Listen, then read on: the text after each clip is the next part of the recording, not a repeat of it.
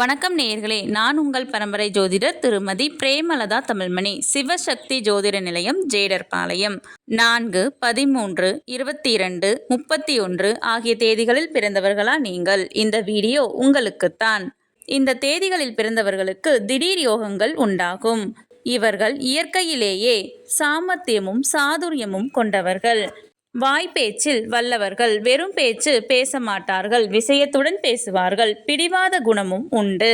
சுதந்திர மனப்பான்மை கொண்டவர்கள். கட்டுப்பட்டவர்கள் போல் காணப்பட்டாலும் திடீரென்று முரண்டு கொள்வார்கள். சிற்றின்ப பிரியர்கள்.